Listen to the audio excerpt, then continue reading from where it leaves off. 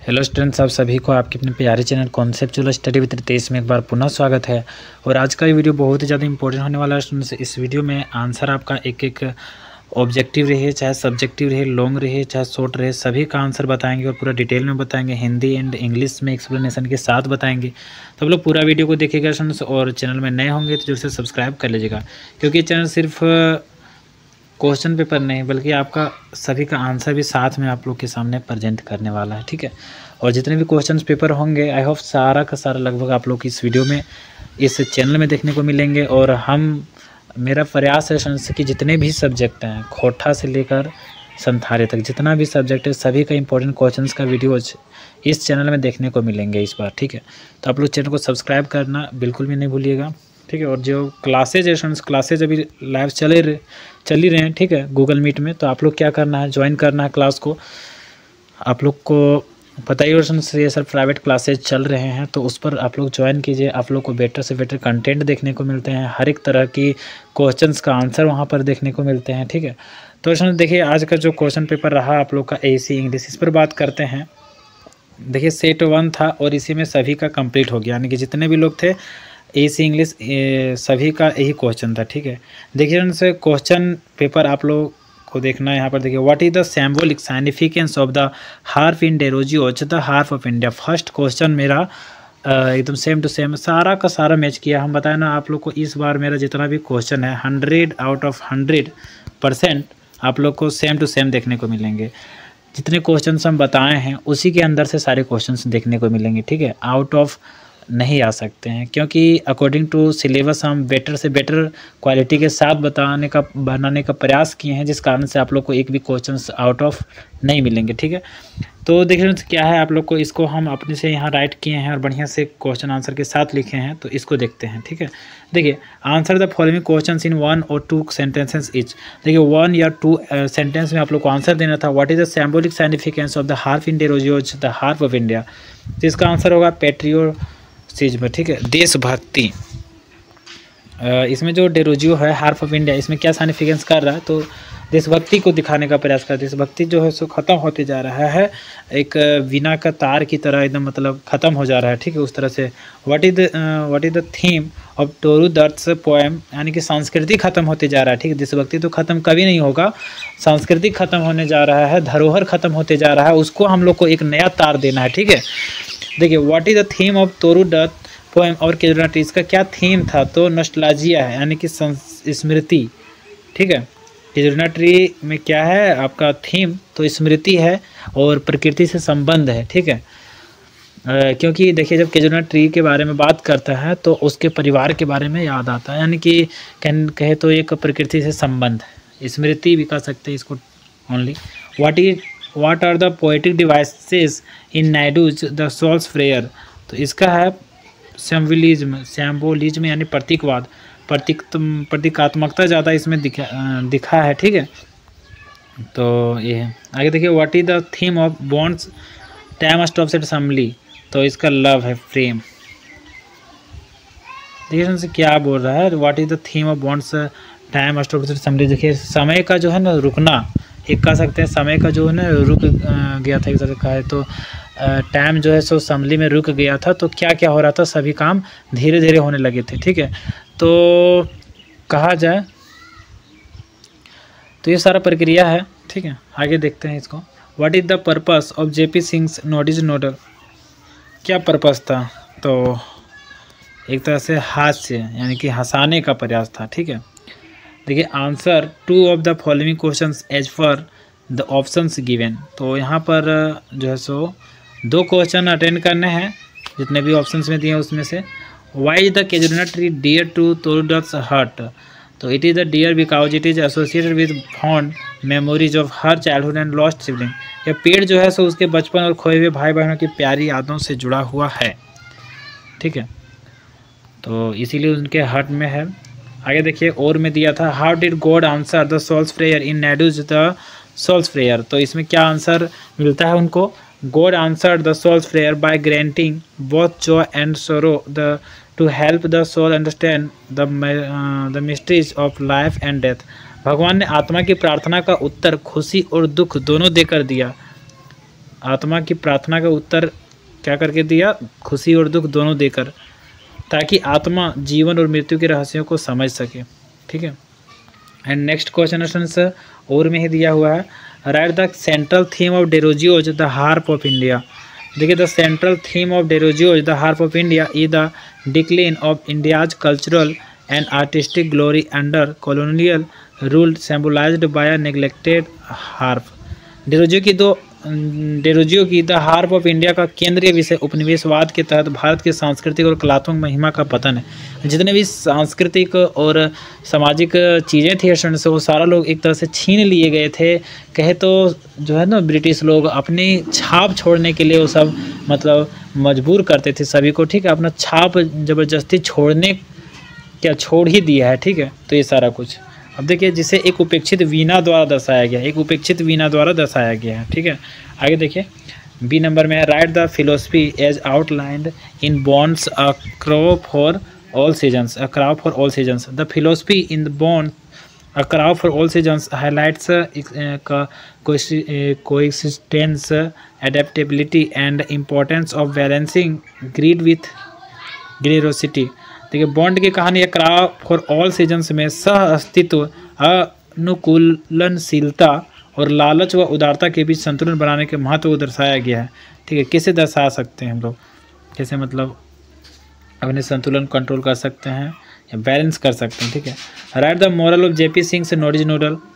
तो क्या यहाँ पर मोरल दिए गए हैं, तो देखिए क्या है, the moral of JP Singh से knowledge nodal is that intelligence and quick thinking can solve problems effectively.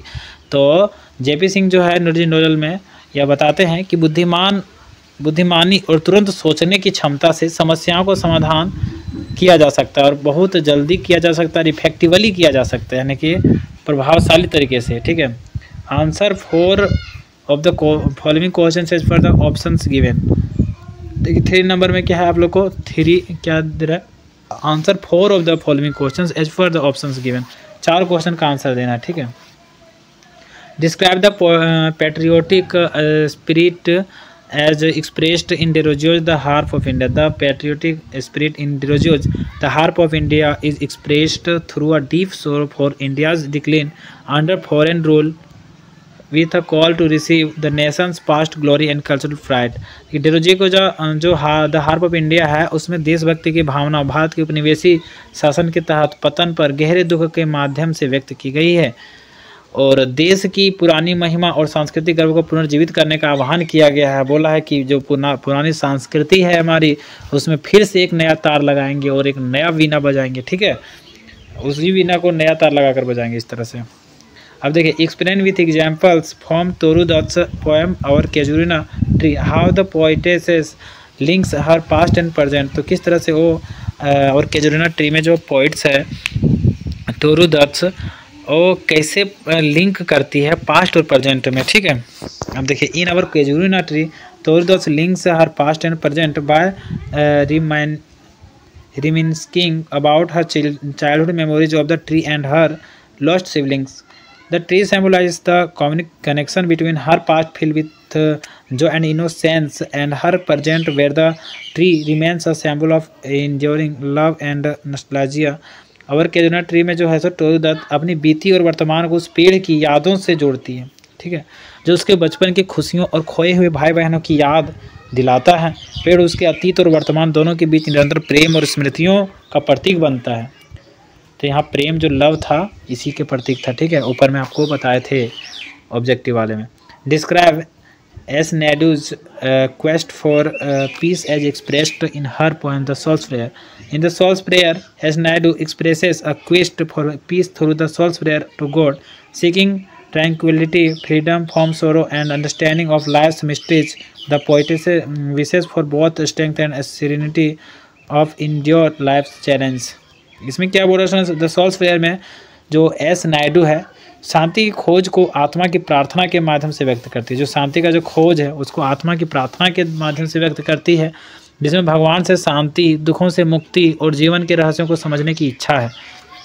उसका ये इच्छा है कि दुखों से मुक्ति मिल जाए भगवान, हमको शांति मिल जाए भगवान, जीवन के रहस्यों को समझ लें, यही सारा इच्छा है। कवित्री जीवन की चुनौतियों का सामना करने के लिए शक्ति और शांति की कामना करती है। तो ये समझ में आ गया स्टूडेंट्स आप लोग को। देखिए और में क्या दिया हुआ है, और में देखते हैं। देखिए describe the idea of love and sacrifice as expressed in Ezekiel's poem night of the scorpion. इसमें जो है सो लव और सेक्रीफाइस किस तरह से एक्सप्रेस्ड किए गए हैं उसको देखिए। In night of the scorpion Ezekiel portrays love and sacrifice through the mother's selfless suffering as she endured the pain of a scorpion sting for the sake for her children. Her sacrifice reflects the depth of maternal love, showing how love transcends personal pain for the well-being of loved ones. Night of the scorpion में Ezekiel प्रेम और बलिदान को माँ के निस्वार्थ दुख के माध्यम से व्यक्त करते हैं, क्योंकि वह अपने बच्चों की भलाई के लिए बिच्छू के डंक का दर्द सहती है। उसका बलिदान मातृत्व प्रेम की गहराई को दर्शाता है। अपने बच्चों के लिए क्या करती है, बिच्छू के डंक का दर्द सहती है और अपने मातृत्व प्रेम की गहराई को दिखाती है, जो प्रियजनों की भलाई के लिए व्यक्तिगत दर्द से परे है। बहुत ही इमोशनल टॉपिक है एंड पोएम है, ठीक है। इसको बढ़िया से पढ़िएगा तो और ज़्यादा बढ़िया लगेगा। देखिए discuss Jayanta Mahapatra as a poet write Indian summer. Jayanta Mahapatra in his poem Indian Summer is a poet who explores themes of memory, nostalgia and the harsh realities of life. He reflects on the passing of time, the bittersweet nature of human experience and the intensity of emotions tied to the Indian landscape and culture. The poem evokes a sense of personal and collective loss, often blending the external world with inner emotional states. Indian summer में जो है सो जयंत महापात्रा क्या करती है, एक ऐसे कवि के रूप में उभरते हैं जो यादों, स्मृतियों और जीवन की कठोर वास्तविकताओं को महसूस करते हैं। वह समय के बीतने मानव अनुभव की कड़वी मीठी प्रकृति और भारतीय परिदृश्य और संस्कृति से जुड़े गहरे भावनाओं पर विचार करते हैं। कविता व्यक्तिगत और सामूहिक क्षति का एहसास कराती है, जो बाहरी दुनिया को आंतरिक भावनात्मक स्थितियों से जोड़ती है। देखने से बहुत सारे क्वेश्चंस का आंसर है यहाँ पर, ठीक है। और सभी का अगर बताने लगे तो बता ही देते हैं, अब इतना दूर आ गए तो, ठीक है। Discuss Kamala Das as a poet write summer in Calcutta. तो क्या कि देखिए इसमें क्या बोल रहा है, इसमें जो है कमला दास है वो बोल रही है कवि के रूप में कि उन भावनाओं और अनुभवों को व्यक्त करते हैं जो कोलकाता के गर्म मौसम और शहर की जीवंतता से जुड़ी होती। किसके बारे में बताती हैं, तो वहाँ जो कोलकाता है वहाँ के जुड़े भावनाओं, अनुभवों और गर्म मौसम और शहर की जीवंतता से जुड़ी चीज़ों को बताती है। कविता पर्यावरण की कठोरता और मानव भावनाओं की जटिलता के बीच तनाव को चित्रित करती है, जिसमें जीवन चित्रण और सूक्ष्म प्रतीकवाद का प्रयोग किया गया है। दारूवाला का कार्य शहरी जीवन की सूक्ष्मताओं और उसके साथ जुड़े आंतरिक संघर्षों के साथ गहरे जुड़ाव को दर्शाता है।